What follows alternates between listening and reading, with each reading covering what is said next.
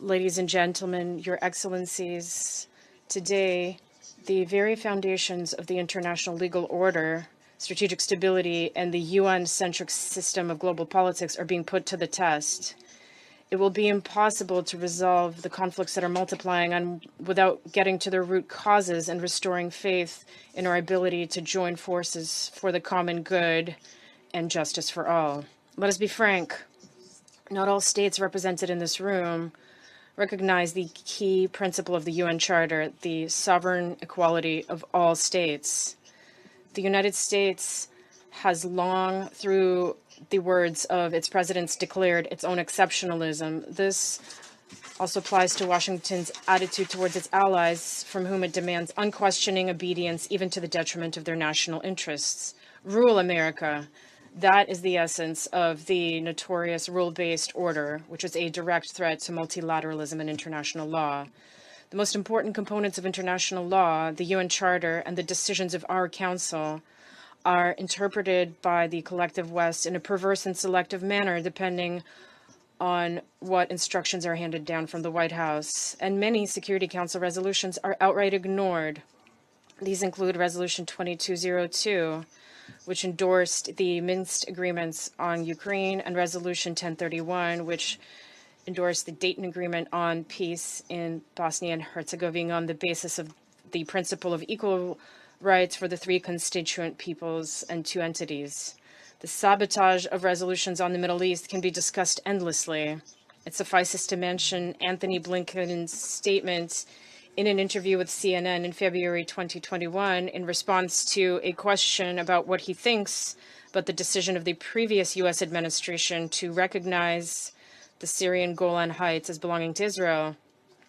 And I will refresh your memory for those of you who may have forgotten. In response to that question, the Secretary of State said, leaving aside the question of legality, from a practical standpoint, the Golan Heights are very important to Israel's security, end of quote. And this, in spite of the fact that UN Security Council Resolution 497, which remains in force and which we are all very familiar with, qualifies Israel's annexation of the Golan Heights as illegal. However, according to those very rules, we should, to quote Anthony Blinken, leave aside the question of legality. And of course, everyone remembers the statement of U.S. Permanent Representative regarding the fact that Resolution 2728 of March 25th, demanding an immediate ceasefire in the Gaza Strip, is not legally binding. In other words, these American rules are more important than Article 25 of the UN Charter. In the last century, George Orwell, in his story Animal Farm, already presaged the essence of this rule-based order. I quote, all animals are equal, but some are more equal than others, end of quote. If you fulfill and obey the will of the hegemon, you're permitted to do anything you wish, but if you dare defend your national interests, you will be declared a pariah and sanctioned. Washington's hegemonic policy has not changed for decades. Every Euro-Atlantic security arrangement, without exception, has been based on ensuring U.S. dominance. This has included the subjugation of Europe and the containment of Russia. The main role in this was assigned to NATO, which eventually subjugated the European Union, which was presumably created for Europeans, and shamelessly privatized OSCE institutions in flagrant violation of the Helsinki Final Act. The reckless expansion of NATO, despite repeated warnings from Moscow over many years, also provoked the Ukrainian crisis, starting with the coup d'etat organized by Washington in February 2014 in order to establish full control over Ukraine with a view to preparing an offensive against Russia with the help of the neo-Nazi regime brought to power. When Poroshenko and then Zelensky were waging war against their own citizens in the Donbass and were destroying Russian education, Russian culture, Russian media, and the Russian language in general through their legislation, and were banning the Ukrainian Orthodox Church, no one in the West batted an eye, nor did they demand that their wards in Kiev observe decency and refrain from violating international conventions on the right of national minorities, or the very constitution of Ukraine itself, which also contains these demands. It was precisely to eliminate threats to Russia's security and to protect those people who consider themselves part of Russian culture and who live on lands that had been settled by their ancestors for centuries, in order to save them from legislative and even physical extermination, that the special military operation was launched. It is telling that even now, when multiple initiatives on a Ukrainian settlement are being put forward, few people remember Kyiv's violation of human rights and the rights of national minorities. None of these initiatives include these aspects. Only recently did EU documents on the beginning of negotiations regarding Ukraine's accession formulate a demand to this end, mainly due to Hungary's principled position. However, Brussels' actual capacity and desire to influence the Kyiv regime is questionable. We call on all those who are genuinely interested in overcoming the crisis in Ukraine to ensure that their proposals take into account the key issue of the right of national minorities, all minorities without exception. Silence on this issue devalues peace initiatives, and the racist policy of Mr. Zelensky receives de facto approval.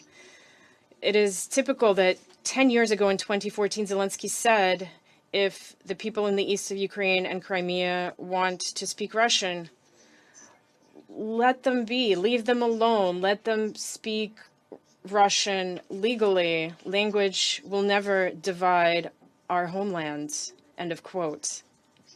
Since then, the U.S. has successfully re-educated him, and as early as 2021, Zelensky, in one of his interviews, demanded that those who feel a sense of affinity with Russian culture get out and go to Russia for the future of their own children and grandchildren. I appeal to the masters of the Ukrainian regime, make sure that it complies with Article 1.3 of the UN Charter, which guarantees the fundamental rights and freedoms of all people without distinction of race, sex, language, or religion. Dear colleagues, the North Atlantic Treaty Organization is not content with the war that it has unleashed against Russia through the hands of the unlawful authorities in Kyiv, nor is it content with the entire OSCE space. Having dismantled the fundamental agreements in the area of arms control, the U.S. continues to ramp up confrontation. Recently, at the summit in Washington, the leaders of NATO countries reiterated their claim to a leading role not only in the Euro-Atlantic region, but in the Asia-Pacific region as well. The proclaimed intention is that NATO is continuing to be guided by the goal of protecting the territory of its member states. But in order to do this, they allegedly need to spread the alliance's dominance on the entire Eurasian continent and adjacent water. The military infrastructure of NATO is advancing into the Pacific region with the obvious goal of undermining the ASEAN-centric architecture, which for many decades was built on the basis of the principles of equality, recognition of mutual interests, and consensus. To replace the inclusive mechanisms around ASEAN, the U.S. and its allies are building closed confrontational blocs such as AUKUS and other quartets and trios. Recently, the deputy head of Pentagon, Mr. Hicks, stated that the U.S. and their allies must prepare for protracted wars, and not only in Europe. That is the end of the quote. In order to contain Russia, China, and other countries whose independent policies are seen as a challenge to its hegemony, the West is aggressively dismantling the global system that was originally built based on its models. Washington has done everything to blow up, including literally by organizing terrorist attacks on the Nord Stream gas pipelines, the foundations of mutually beneficial energy cooperation between Russia, Germany, and Europe as a whole. At the time, Berlin remained silent, but today we see another embarrassing period for Germany, whose leadership has unquestioningly complied with the U.S. in order to place U.S. medium-range missiles on its territory. Olaf Scholz said very ingeniously that the U.S. has decided to place high-precision offensive weapons systems in Germany, and this is a good decision. And amidst all this, Mr. Kirby the expert on media, spoke on behalf of the U.S. president to say, we're not seeking to unleash a third world war. This would have horrific consequences for the European continent. A Freudian slip, as they say. Washington is convinced that if a new global war were to take place, it would be their European allies and not the U.S. who would suffer. If that's the analysis on which Biden's strategy and Biden's administration strategy is based, this is a very dangerous illusion, and Europeans must become aware of the suicidal role that has been assigned to us. Americans are holding the entire West at gunpoint and expanding their trade and economic war with those they see as undesirable, having unleashed an unprecedented campaign of unilateral coercive measures that are hitting Europe first and are leading to a fragmentation of the world economy. The countries of the global South, Asia, Africa, and Latin America are suffering from the neocolonial practices of the West. Illegal sanctions, multiple protection measures, restrictions on access to leading technologies are counter to true multilateralism and create serious obstacles to achieving the 2030 agenda. Where are all those attributes of the free market, where the United States and its allies that they taught everyone to follow? Market economy, fair competition, inviolability of private property, presumption of innocence, free movement of people, goods, and capital, all of that has been jettisoned. Geopolitics has buried the once sacred laws of the market for the West. Recently, we heard public demands from the officials of the United States, the European Union, aimed at China to reduce excess production in high-tech sectors because the West has started losing its long advantages in that area. Today, instead of market principles, we have the same rules. Colleagues, the actions of the United States and their allies are impeding international cooperation and the building of a more just world. They're taking entire countries and regions as hostages, are not allowing peoples to fulfill their sovereign rights enshrined in the UN Charter, and distracting from the necessary joint efforts to regulate conflicts in the Middle East, Africa, and other regions, and reducing global inequality, eliminating terrorism, drug trafficking, and famine, and other problems. Of course, I believe that it's with good faith it's possible to resolve these matters. In order to stop development following a negative scenario, we want to discuss steps in order to restore trust and stabilize the international situation. First of all, we need to deal with the root causes of the crisis that have unfolded in Europe. Conditions for establishing a stable peace in Ukraine have been set out by President Putin. I won't repeat them. The political diplomatic solution must be accompanied by concrete steps to eliminate threats to the Russian Federation coming from the Western Euro-Atlantic direction. By agreeing to mutual guarantees and agreements, it will be necessary to take into account new geostrategic realities on the Eurasian continent, where continental architecture is being formed that is truly equal and indivisible. Europe risks falling behind from this objective historical process. We are ready to seek a balance of interests. Secondly, restoring regional and global balance of forces must be accompanied by active efforts to eliminate injustice in the global economy. In a multipolar world, there should not be any monopolists or in monetary regulation, trade, or technologies. The overwhelming majority of members of the international community share this view. It's very important to reform as soon as possible the Bretton Woods institutions and the WTO. Their activities should reflect the true weight of non-Western centers of development and growth. Thirdly, significant and qualitative changes must take place in other institutions of global governance if we want them to work for the benefit of all. First of all, this applies to our organization, which up to now, in spite of everything, continues to be the embodiment of multilateralism and has a unique universal legitimacy and and recognize broad range of authority. An important step to restoring the effectiveness of the UN would be a confirmation by all its members of their commitment to the principles of the UN Charter, not selectively, but in their fullness and interdependence. About which form this kind of reconfirmation could take place, we could think together.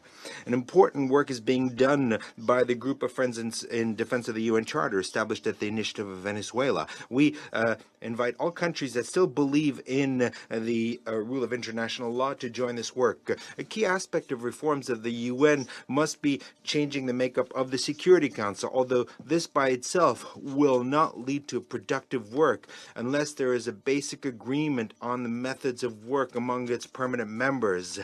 This thought, nevertheless, does not invalidate the need to eliminate geographic and geopolitical imbalances in the Security Council, where there's clear overrepresentation of the countries of the collective West today. What's been needed for a long time is to achieve a broad agreement on concrete parameters of reform, which will strengthen representation of Asia, Africa, and Latin America. It's also important to implement changes in the staffing policy of the Secretariat to eliminate the overrepresentation of nationals of the West and their subservient nations in the administrative structures of the organization. And the Secretary General and his staff, of course, must adhere strictly to the principles of impartiality and neutrality, as demanded by Article 100 of the Charter, which we are constantly reminding of. Fourth, strengthen the multilateralism in international relations must be done through other multilateral organizations, including the G20, in which is represented most of the global majority and Western states. The mandate of the G20 is strictly limited to economic and development, so it's very important that a substantive dialogue on this platform does not include short-sighted attempts to introduce geopolitical topics.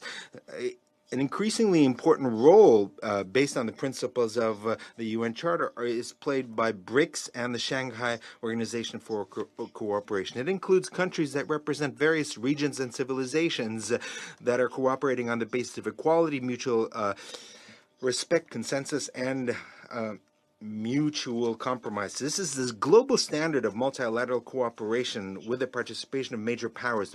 Of practical importance for multilateralism are such regional entities as the CIS, the Collective Security Treaty Organization, the Euro-Asian Economic Community, ASEAN, the League of Arab States, African Union, and CELAC.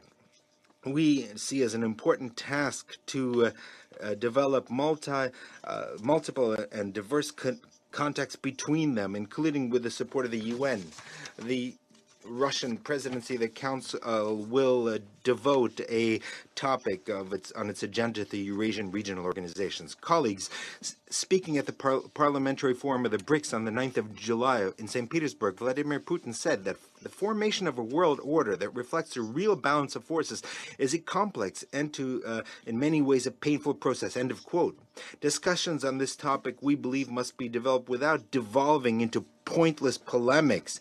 They should be based on a sound analysis of all the range of factors.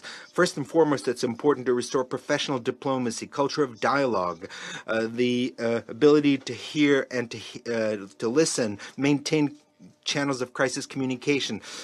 Depending on whether politicians and diplomats can formulate something like a vision of the future, millions of lives will depend on them. Whether our world will be multilateral and just it depends on member states. The foundation is the Charter of the United Nations. If everyone follows its letter and spirit, then the United Nations is capable of overcoming current divergences and to reach a common denominator on most issues. The end of history did not take place. Let's work together in the interest of the beginning of history of true multilateralism that reflects all the richness of the cultural and civilizational diversity of the peoples of the world. I invite everyone to a frank discussion. Of course, it has to be an honest one. Thank you very much.